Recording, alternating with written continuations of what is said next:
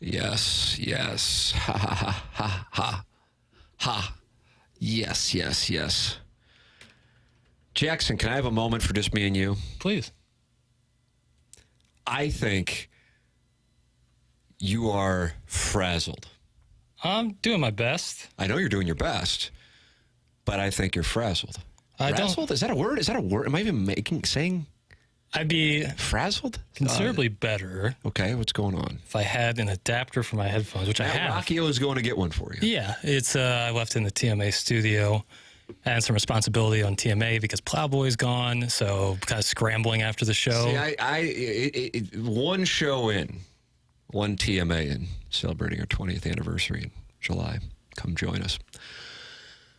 And I feel like we already need to make an adjustment. No, that's fine. I do. I'm just telling you what I see. It's busy. I mean, don't get me wrong. Like, I have to change up my routine, but it's nothing I can't handle. There's handling, and then there is excelling. There's shining bright like the diamond that you normally shine like, and there's handling. And you're being put into a position where you're handling and not shining. Think about that right now. Can't stop thinking about it. Thank you to Matt Rocchio for going to get that. Matt Rocchio is a champion, the pride of Christian Brothers College. Needed that because I can't talk without my headphones. All right. I like to hear myself in my headphones. It's just how I've always done it. This is an illustration of being frazzled, if that's a word. Yeah. I mean, listen, it's not ideal by any circumstances, but it's the cards we were dealt, and so what we're going to do is we're going to play the best hand we can. And what an attitude! What an attitude! But I think a part of the frazzling is because it's the first day of me doing this, and so once I get a little bit more used to it, I'll have some strategies put in place so that I will be in better shape to shine bright like a diamond. So I'm not over here just handling. I want to do better than handling. All right. I want to strive for greatness. All right. Just a kid from Akron. Just a kid from Akron. Jackson Burkett, everyone. Text in Air Comfort Service text line. The number is 314-399-9646. And the YouTube chat is as active as the day is long. I mean, the people are in there, and they are talking it over. They like the St. Gabriel golf T-shirt. Thank you. Or sweatshirt. Somebody will check on that. Tiny Pete. Matt Rockio's going nuts about it. Yeah, as he should. He's fist pumping like he's in Arsenio's audience. John Scores is in there. Good weekend, kids. 7th birthday party. John Scores. Nice. Updating everybody on the weekend. Congratulations. Happy birthday to the Tykes. You can get involved in the YouTube chat. I think it's kind of the place to be. It's like parties in the park on a Wednesday in May. That's what I think the YouTube chat is, and it's active. And now, with Mike Ryder's new change, it's right over Jackson's head so I can read it as we host the program. And today's Little Piddles weekend wrap-up on the Munganess St. Louis Acura, Munganess Burkhardt, Alton Toyota Balloon Party. What? The Cardinals take 2 of 3 in Queens as they now head to an easier part of the schedule with series against the Tigers and the White Sox coming up. Let's get some wins, Jackson. Why not? Time to feast. And they got a good start doing it in Queens. Almost had the sweep, but one strike away. Just couldn't get it done. We've talked a lot about how the offensive issues are a problem and how the pitching has outperformed compared to expectations. But how surprising has the bullpen been so far this season? Furthermore, how important are the games this week, not only to put some more wins in the win column, but to also build some confidence at the plate? Well, Jackson, no team in baseball has scored fewer runs than the Cardinals. No team in the National League, I apologize. And that's 100. But specific to your question on the bullpen has been outstanding. And I don't know why we were on the topic of the 2011 World Series, but I was making the observation in the 2011 postseason on Friday or Thursday of last week's shows that Tony La Russa has pulled the plug on the rotation minus Carpenter because he could trust the bullpen and he couldn't trust his rotation. And maybe we are seeing here, as we speak on April 29th, an indication that that is the direction that Ali Marmol may go. Because even with a number of the key guys not really available yesterday because of their use on Friday and Saturday, Elsley, Kittredge, JoJo Romero, the bullpen was still able to get the job done. Now, I realize when it was all said and done, Liberatore, got beat with 2 outs in the 11th inning. Don't get me wrong, that counts. But that was one when you saw Quintana dealing like he was dealing, that you're going, okay, the bullpen's going to have to win it. Lance Lynn was very good as well, but the bullpen's going to have to win it, and the bullpen is stretched thin today. and they almost got it done. God, because then you're talking about, what, 5 of 6 wins, if I'm not mistaken? That's what it would have been, taking the Diamondbacks, 2 of 3, and then 3 straight against the Mets. And that's all while, with the exception of really one game, not really getting much offense in those 6. Yeah. At the same time, when you are at a point that the Cardinals are at this season, past 25 games, I don't know how much of both the bullpen's positive performance can be viewed as an outlier and the offense's negative performance can be viewed an outlier. In other words, you can't have both. Well, the offense is going to get it going. Well, if you're saying that, then you would expect if there's a progression there, then there should be a regression on the bullpen. See what I'm saying? That's what I fear. Okay. So I fear that was starting pitching as well. Yeah. So along those lines, this week, playing 2 teams. Now, the Tigers are 3 games over 500. The White Sox have actually not lost since we last talked to you on Friday, which is a miracle. Yeah, they're hot. They've won 3 in a row. They went from 3-22 to 6-22. My goodness, I wonder what kind of odds you could have gotten on that. For real. The Cardinals get them in St. Louis this weekend, playing at the exact same time as the Battlehawks on Saturday, by the way, which we will talk about momentarily. But, I said going into that 9-game stretch starting with the Mets, you got to be 5-4. Like their chances of that at a minimum, because that's just 3 of 6 wins against. I can't imagine the Tigers are going to be there when it's all said and done. It would really surprise me. And then the White Sox situation. So, I think at this point going 6-3 is kind of your goal. You winning a series against the Tigers and White Sox is all I'm asking. Yeah, and right. then you got that. That means 4 wins this week at a minimum. And now you're kind of, well, I'll tell you exactly what you are on Sunday evening. You're 500, brother. Exactly. Yeah, the first part of their first month, basically, of the season was against either teams who were in the playoffs last year or contenders again this year. Certainly some major names like the Dodgers, Padres, Diamondbacks were in it last year. So there's a tough part of the first schedule. Now you're getting into the part where you're going to get some games where you could possibly feast on. You got to take advantage of that. If you can split the games against the really great teams and be above 500 against the crummy teams, you're going to end up feeling a lot better about the season come September. So you got to take advantage of it and score 4 runs. The Cardinals are 10-2 when they score 4 or more runs. We're not asking for much there, are we, Jackson? 4 runs. Just get to 4 runs, and the likelihood of the Cardinals winning is ridiculously high. That's all you got to do is get 4 runs. I don't know. I got more on the Cardinals and the pitching situation coming up later in the weekend wrap-up. Yeah. For the record, the Cardinals get the White Sox this weekend after the Tigers and then the Mets at home. So you just saw the Mets operation. Yeah. And they've got a situation on their hands as well. It's not like they're necessarily off to a killer start themselves. And then they go on the road to take on the Brewers. And then while you're in Wisconsin, you always head over to Southern California and take on the Angels before heading back to take on the Swaks and Orioles and Cubs for what I would tell you is one hell of a homestand. Yeah. That's a great homestand there. Yeah. Middle of May, optimal weather. Love it. Swaks, Orioles, and Cubs. Love it. For Memorial Day weekend. I know you always go to the lake. You got a cigarette boat? 2. Jet skis. But you might have to stay in St. Louis for this one. Yeah, the commute's not bad. Okay, so you'll drive to the lake, go on the cigarette boat, and then come back for the game against the Cubs? Yeah, but I got to pick the time when all the people are going to be on the lake, and I'm going to rip through the channel there. House music, obviously. Oh, sick. Crystal, and just let it run. Tiny Peepee says, I bet the Battlehawks ratings are much better than the Cardinals. Well, the Cardinals and Battlehawks were doing battle at approximately the same time yesterday. Yeah, yep, afternoon games for both. So I'm anxious to see that data as well. I mean, the Battlehawks thing just continues to stun me. And now let me tell you something, brother. June 16th, Father's Day afternoon, while people like you will be watching the U.S. Open final round. Yeah. The real Americans, the meat and potatoes people, the proletariat, the hard workers. They'll be watching the Battlehawks with 63,000 of their closest friends take on the undefeated team from Birmingham. There we go. And they'll be rooting hard. And, the U.S. Open, who cares about that? Thank you. Right. 63,000 plus at the Dome. I hope so, man. That'd be great. That'd be so cool. What's it going to be like this weekend? The Battlehawks are going to be going up against the Cardinals again. Yeah. 2 o'clock start. Cardinals will be playing against those White Sox, 1:15. Yeah, I mean, if we're talking about like the product to watch on the field, I have no surprise that people are more interested or more entertained by watching football than they are a baseball game in early May. That doesn't surprise me in the slightest. It does, like, what surprises me, and it surprised me in a good way, is the attendance that they get at the games. I mean, that's just outstanding. It's insane. Yeah. So this 2 o'clock start is a little different than, the 11:30, I think it was, against Memphis 2 Saturdays ago. Yep. I mean, and the weather, after today, we see a lot of sunshine, Jack. You better believe it.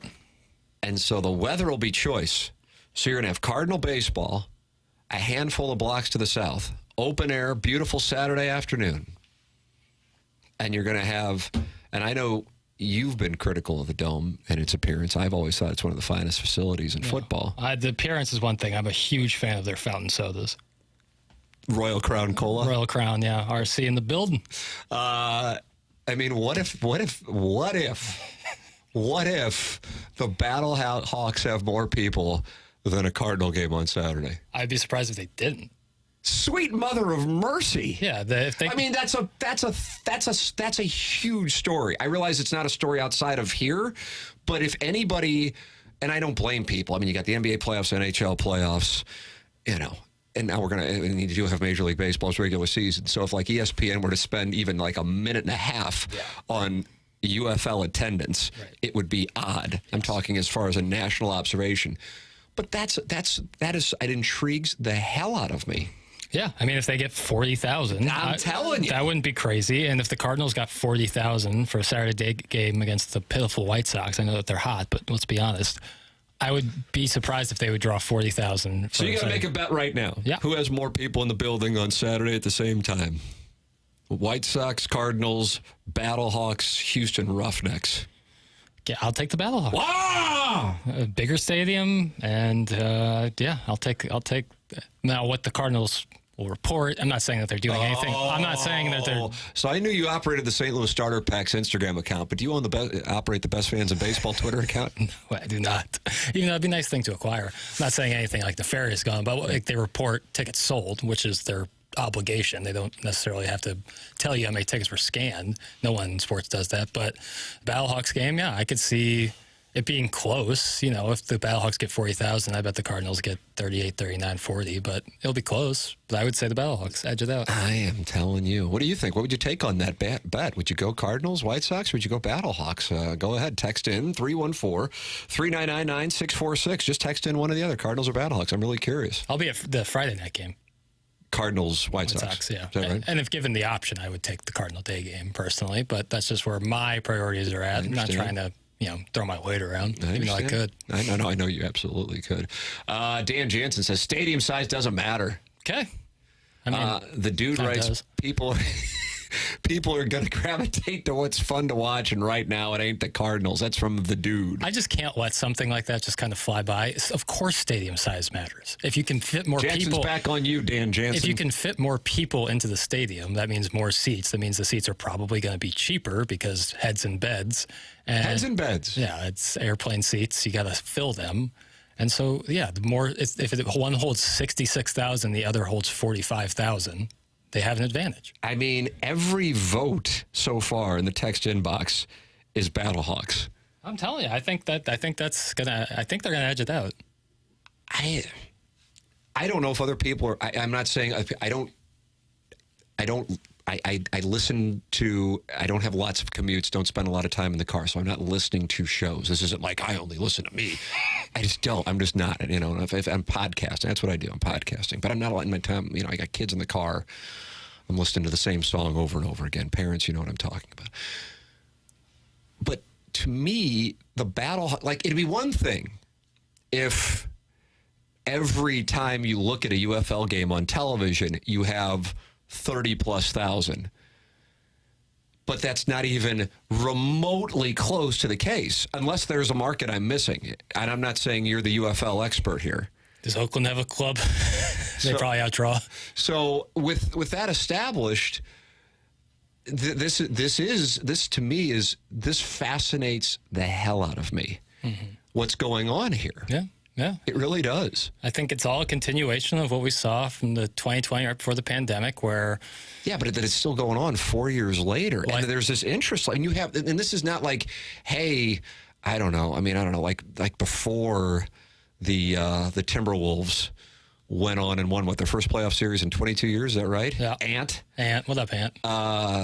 Like if you're in Minnesota I'm just trying to think of a random city with a bunch of sports teams with one that's kind of been dog crap. Yeah. Like the Timberwolves are playing at the same time as the UFL team. Well, the Timberwolves aren't, they're not the lifeblood of Minneapolis, St. Paul. Yeah. The Cardinals are. And I'm sitting here on, 101 ESPN in St. Louis, and damn near every vote, I still haven't seen a Cardinal one, for the record. And we're talking about a lot of texts, is for more people will be at a UFL game. I mean, there is something to Battlehawks play once a week. Cardinals play, but it's minor league football. I get we that. Gotta shoot Listen, it straight here, and that's not intended to be a criticism. It's minor league football in a league that who knows how long it'll be around, against the St. Louis Cardinals, not the Minnesota Timberwolves situation, or Kansas City Royals, or whatever other kind of background franchise. I mean, that says a lot about the Cardinals, and it says a lot about St. Louis and the Battlehawks. That's what I'm saying. Right. I got to dig into this, and it's already 10:20, so I got to take a break. I'm sure we'll continue to talk about it. This is Balloon Party, 101 ESPN.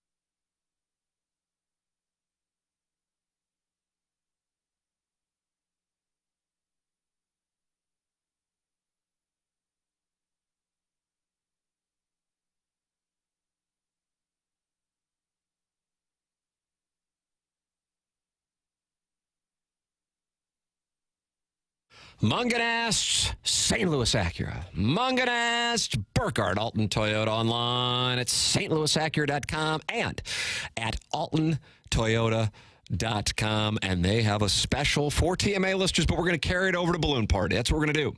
And here's what we got for you. How about this?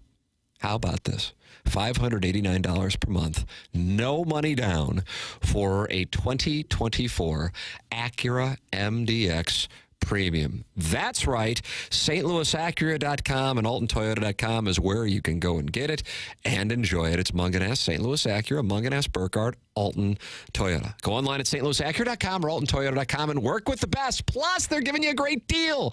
No money down. $589 a month. 48-month lease. That's with Munganast, St. Louis Acura, Munganast, Burkhardt, Alton Toyota on a new 2024 MDX Premium. Work with Jamie Burkhardt, Clayton Patterson, Peter Munganast, and Ryan Seiberg in the service department at Munganast, stlouisacura.com, and Munganast Burkhardt. It's altontoyota.com.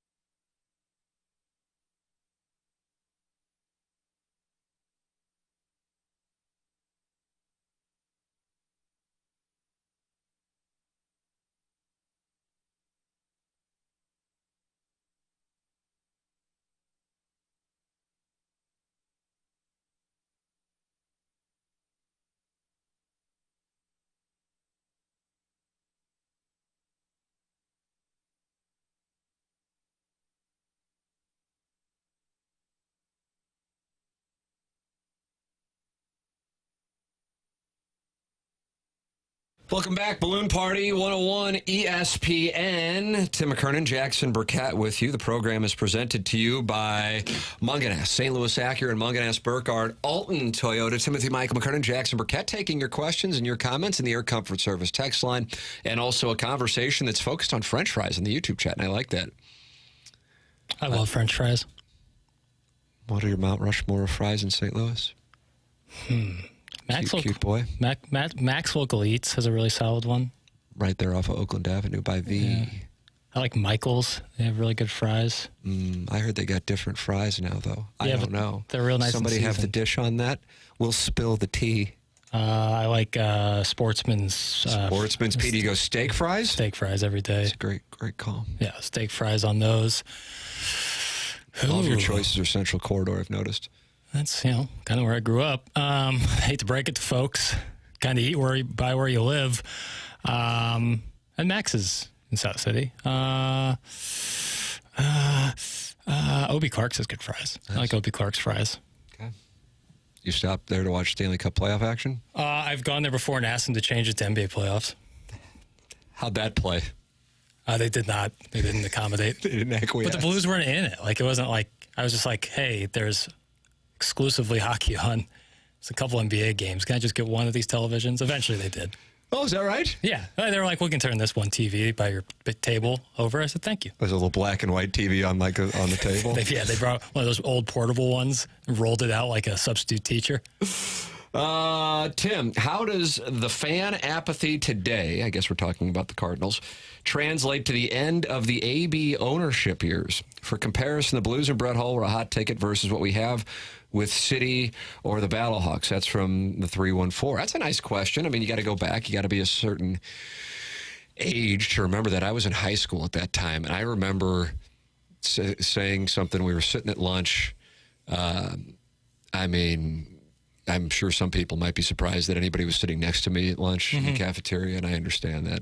But I think my dad paid kids to sit next to me. It was nice. And so those kids who were paid, I was kind of like, yeah, the Cardinals play the Dodgers tonight. That's what I sounded like. And they go, Cardinals? Oh, the Blues are playing the Minnesota North Stars. Right.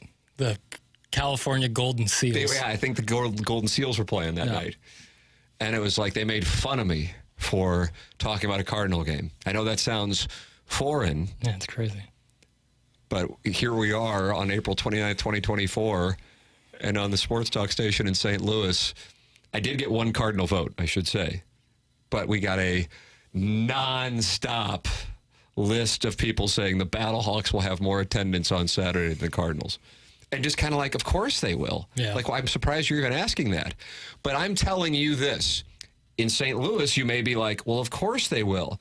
If you were to ask this question anywhere else, any other market in the United States, it would be 99% people would say Cardinals. Yeah. Do you see what I'm saying? 100%. So that's what I'm trying to drive home, that in St. Louis, this might become commonplace and expected knowledge, but around the country, this would be considered stunning. Yeah, I think there's some people in UFL markets who are probably like, I was unaware that we had a team.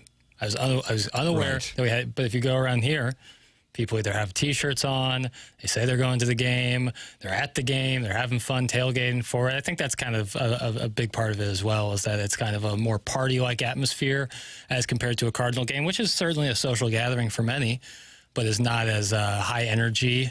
And again, like when you only have a game a week and you can wait 2 weeks for it, there's a lot more hype built into it. The Cardinals play four or five games during the week. I understand that. A handful of people sent that text in.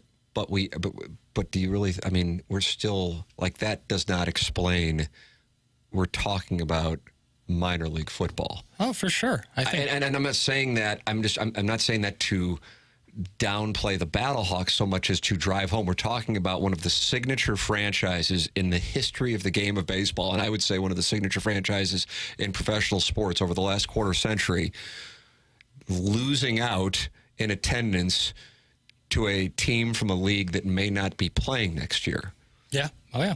And it's just like there's so many different angles to that story. To me, there are. And maybe I'm talking about something and I'm the only person fascinated by it. And again, if they would have had 30,000 or even 25,000 in D.C. yesterday, or when they played in San Antonio a couple weeks ago, and you didn't go, wow, the Alamo Dome's empty, then you go, okay, this UFL thing's catching on. Right. Well, it is, but in one market, just like the XFL thing caught on in one market. Yeah. This is so amazing to me. I feel like there's a lot of, what is the commentary? Is this a football commentary? Is it a we hate the Cardinals current situation commentary? We don't care about the football. It's just a party at Battlehawks game commentary. Yeah, I think it's a mixed bag of all that you stuff. can always say it's a mixed bag. I understand, but there's got to be a leading factor on it, and that's what I'm trying to like. This truly enamors me because you just could not have seen this coming 5 years ago. You know, yeah, definitely. And it's so strange. Again, the league is not succeeding when market is succeeding, and the league was not succeeding before when market's succeeding, and it continues to, and yet it's the market that around the country, they didn't support the Rams. Right. Well, look what's going on. There are more people for a UFL game. Yeah. Your thoughts are welcome. 314-399-9646 or the YouTube channel and the YouTube chat. You're welcome to participate in the conversation there as well. It's 10:32 in St. Louis. Time check brought to you by Clarkson Jewelers. This is Balloon Party on 101 ESPN.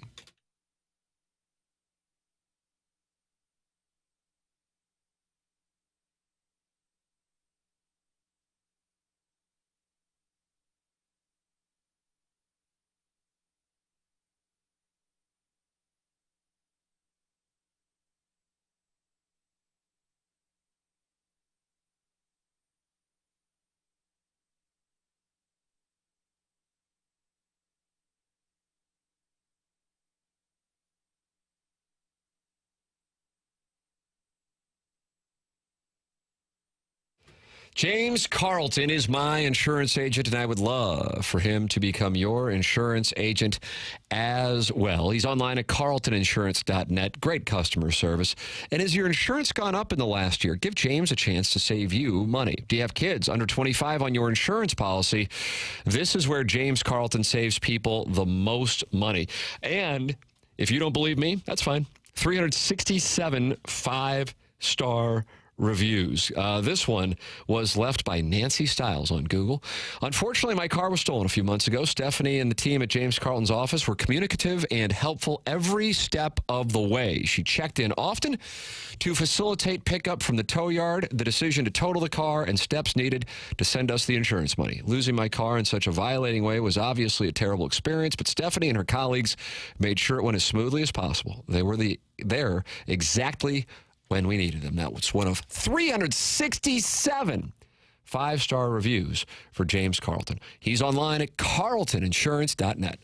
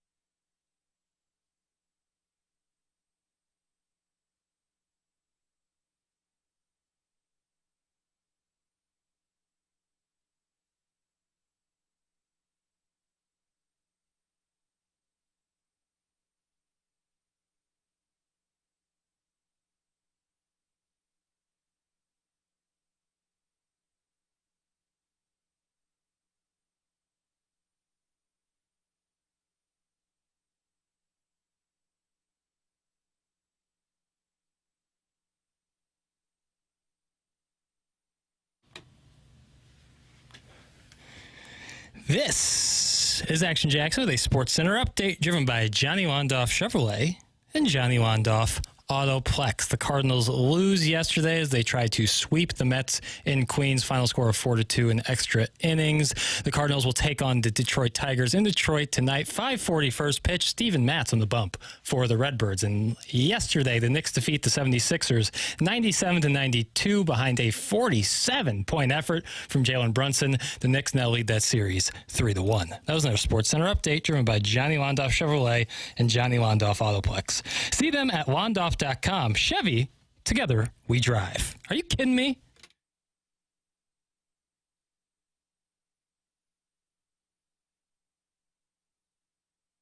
Jackson, 140 people are in that YouTube chat, and they're talking about it.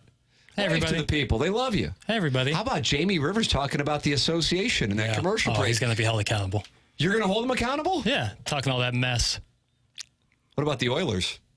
They're a team. What's that series looking like? They're up 3-1. They won 1-0. They can do it with offense. Damn. 1-0. I know. But what I'm saying, hey, they can win a game 1-0, and then they can beat you with, they'll score 25 goals on you. Yeah, man, that's like a prime Bob Gibson start. 1-0. Yeah, so beware the oil. And what do you say is the optimal Stanley Cup final? Oilers and Rangers. Rangers, yeah. Well, the Blue Shirts have already advanced, as you know. That's all right. Check one box. Gary Bettman's happy. I can guarantee you. I would actually agree with that take. Jackson, we are in the midst of this Little Piddles weekend wrap-up. Yeah. And I'm anxious to hear what you have for your next query. I got a question here, and I think it's a good time to ask it because Steven Matz is on the bump tonight. Okay. Let me throw something out there and see how it smells. All right. We've seen now recently that Steven Matz is having issues as he gets later into ball games, and the Cardinals act gingerly with his leash as they don't want him suffering another injury. They also have a 22-year-old righty in AAA named Sam Roberse from the Netherlands. This guy is carrying a 1.8 ERA with a .9 WHIP through his 5 starts this year. I know where you're going with this. What if the Cardinals tried to piggyback start with Steven Matz and Roberts as a way to both supplement a Matz start to preserve him and his ability while also giving a young guy a chance? This can also help with some of the nerves of making a straight spot start for Roberts. Your thoughts? All right, I'm asking this, and this is sincere. Is this a 100% Piddles idea, or did you read this from someone? I haven't read. Had some conversations with folks around the Cardinals. Did you? Not with the Cardinals, about the Cardinals. I was about to say. Had some conversations, some family members, some friends. We've talked about it. I said they got some guys in the minors pitching pretty well. Tink Hence is doing real well in Double-A. He's going to make the move to Triple-A probably this season. And you got this Roberski you got from Toronto. I think he would be a really great. You need one of these young pitchers to make their debut, to become prevalent, so you don't have to keep doing the rental of these mid-30s guys like Lance Lynn and Kyle Gibson. Well, my immediate reaction, that's why I asked if you read it somewhere, is the roster impact. If you have 2 guys for 1 game, and then what that does. So there's that. That's my immediate reaction to it. My real answer is if Matz has another bad start, and this would be 3 after a good start to the season, but this would be 3 straight, Oakland, Arizona, and tonight is Detroit, then I wonder what kind of strategy they would implement with him. Yeah. Because his next start will be against the White Sox. You can't get yourself in a spot. I mean, they're not going to say it publicly, but my belief, I don't know this, is the Cardinals are licking their chops for this week. Yeah. And you got to capitalize on this. You were talking about, even though somehow they're in the midst of a 3-game winning streak now, they're still 6-22, historically bad baseball team. Got to capitalize on that because, hey, as we were talking about in a couple of weeks, you've got a stretch with the Red Sox, who are playing some good baseball, which was not the expectation in Boston, at least relative to expectations, the Baltimore Orioles, and then what could be an important series with the Cubs, who lost in walk-off fashion last night. And there was that old Tyler O'Neill again. 9 home runs for Tyler O'Neill as he's back in the lineup after the injury. So I don't think that they would do that. But I think if Matz gets lit up tonight, you could see a change. Yeah, the logic behind it for me is you get Matz the innings where he's most valuable, the early parts of the game. You get a young guy up there who doesn't have to be like, okay, we're handing you the ball first pitch of the game, it's on you now, and you were just in Memphis 2 days ago. You let them ease into it a little more. We've seen them blow through pitchers like Oviedo. You could even argue Liberatore and kind of rattle them early. I think this could be a decent opportunity. You don't burn the bullpen if things work out correctly. And maybe by next season, you'd have a guy at 23 years old who'd be ready to go as a starter and not have to go pay Gibson or Lynn for another season. Yeah, no, I understand. Hey, I like Tampa does it. I like your creativity. Tampa absolutely does it. I like your creativity. Thank you. I think you're only 12 hours away from having an indication as to what direction they're going to go. Because if he gets raked tonight, I mean, that would mean he got beat up by the Oakland A's and the Detroit Tigers. Yeah, that's the other thing. Is one in the middle being the Diamondbacks. He's not necessarily doing this against world beaters by any means. Well, I mean, the Diamondbacks theoretically have an offense. They were, as of last week, leading the National League in runs. The Cardinals, on the other hand, last in the National League in runs. 100 runs so far on the season for the Cardinals. Jackson, what's your next question here on the Little Piddles Weekend Wrap-Up? Ladies and gentlemen, it's the Little Piddles Weekend Wrap-Up. Ben Fred wrote a new column in STL today talking about the Blues coaching search. In the article, he candidly floats that he wouldn't mind seeing Craig Berube's name on that list and doesn't think it would be met poorly by the fan base. Double negative. My apologies. I follow you. What fans would like it? Yes. Nice. What do you think about the idea? Do you think fans would react positively? Analyze that from the Blues and Berube's standpoint. And there's a little piece in the column I really liked. When you fire the only head coach who led you to a Stanley Cup championship in order to try to catch a new coach bump that produces a playoff appearance, and that playoff appearance doesn't materialize, and other teams are apparently quite interested in the coach you fired, maybe that's a sign things should have gone down differently. From Ben Fred. I certainly wonder about that. I'm trying to think. The thing is, I think up until Ali Marmol's extension, it was one of the most hated moves that I can recall in recent memory by a Cardinal or Blues organization front office. Yeah. Again, I know the Marmol one was like, I mean, that just like floored people. You have like calm people losing their minds over that. Yeah. The Berube one was unpopular, but I don't think it was nearly as surprising as the Marmol extension. Yep. Yeah, Schilt firing was surprising, but I wouldn't say it was absolutely surprising. Yeah, definitely. I guess what I was saying is I didn't say it, so understandable why you wouldn't include it since we started doing Balloon Party. Got it. Okay. So, yes, I can recall the Schilt firing. I was on that Zoom call, and I remember going, "Oh my God, what is this?" I was at the Quick Trip, and I saw a Jeff Passan tweet notification. I was like, "What?" I thought it was a joke passing account. That was out of nowhere, and I'll tell you what, Mike Schilt.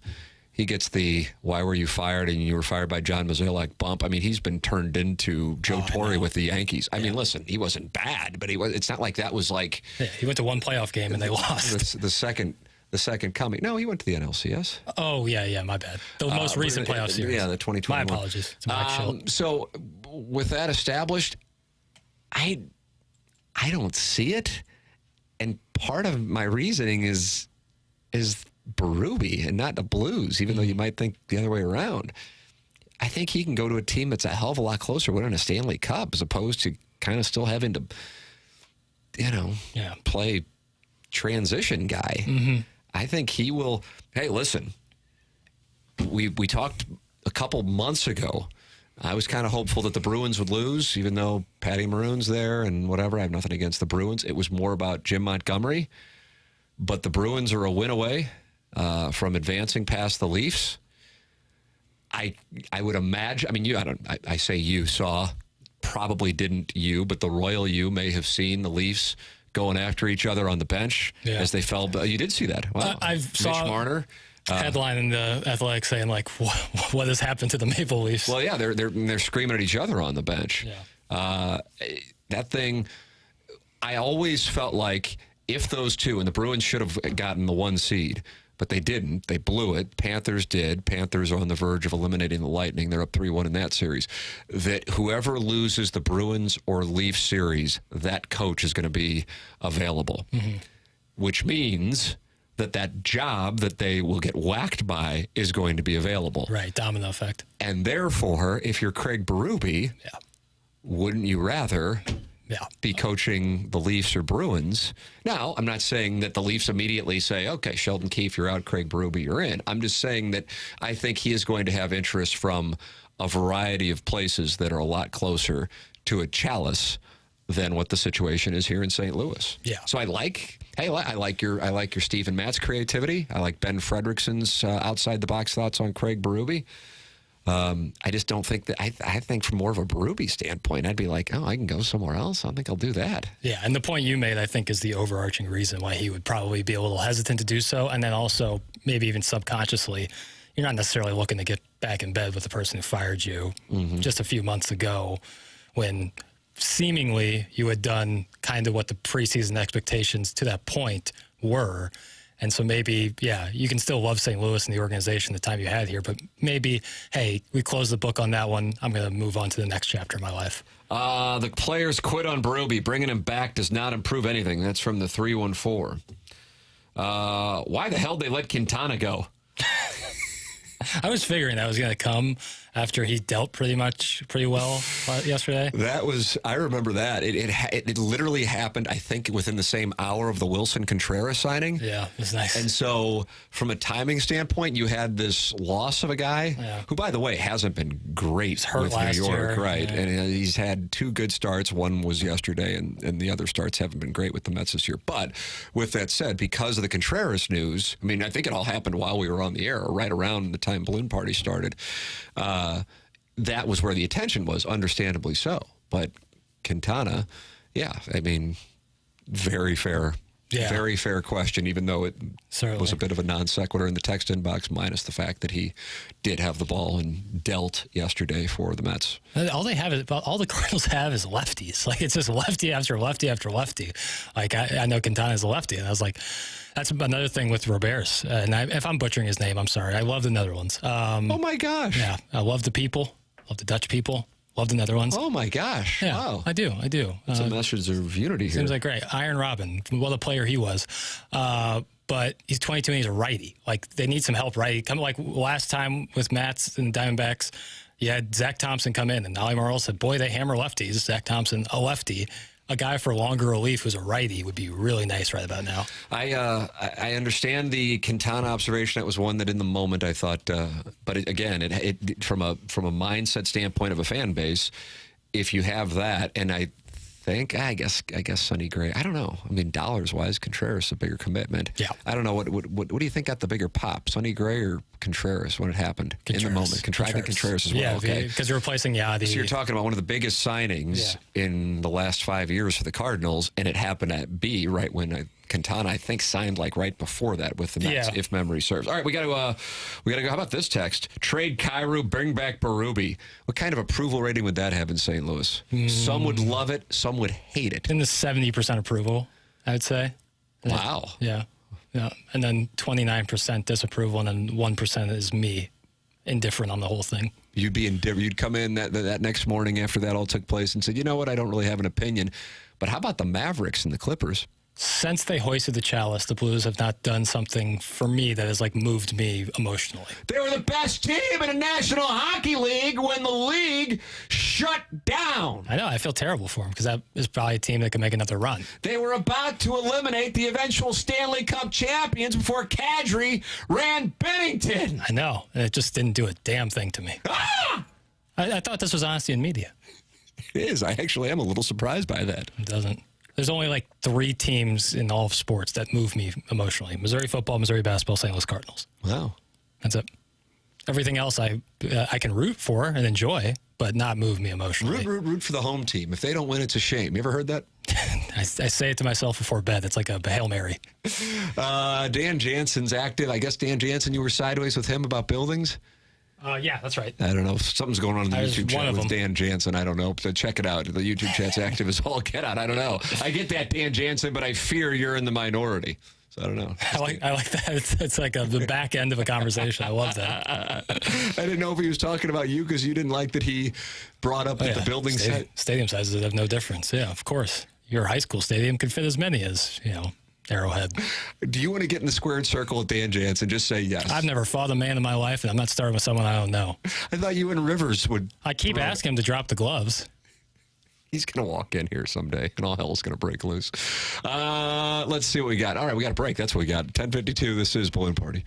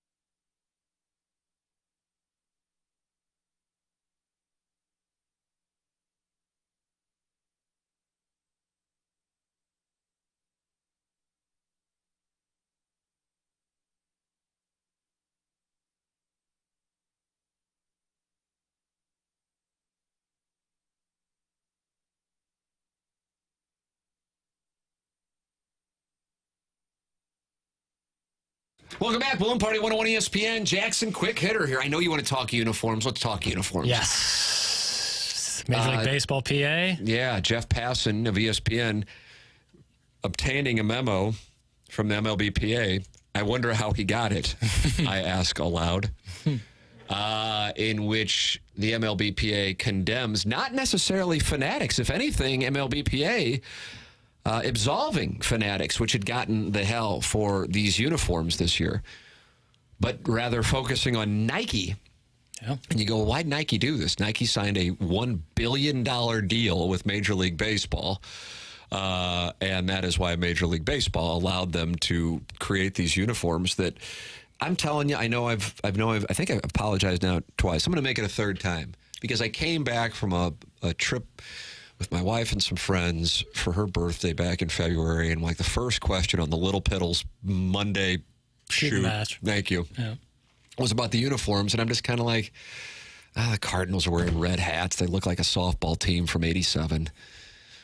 Missouri, God only knows what they're going to wear in football games. I'm at peace with the fact that the uniforms, for the most part, are off the rails now because they're going to make as much money they can from a new revenue stream. But damn it, Jackson, if I wasn't wrong, what you were observing was right on. There's so many things that bother me, but the one that's so basic that I just don't understand how it happened was the lettering on the back of the jerseys being smaller. And here's the thing. In order for a change of this magnitude to take place, so many people in so many departments have to sign off on it. So Major League Baseball and the Players Association can throw Nike under the bus, and maybe the Players Association was condemning it from the get-go. I don't know. All I know is that this had been rolled out in 2022. It was actually displayed at the 2023 All-Star Game. That's right. And somehow it actually came into play. Now, the MLBPA in that memo that Jeff Passan published said they've been complaining to Nike, and Nike's just kind of been like, tough, deal with it. Right. But now the uniforms will go back to what they were at the latest for the start of the 2025 season. And that is a nice little win. Oh, that makes me so happy. Because I got to tell you, I look at those and I just go, God. And I just get the Navy caps. Yeah.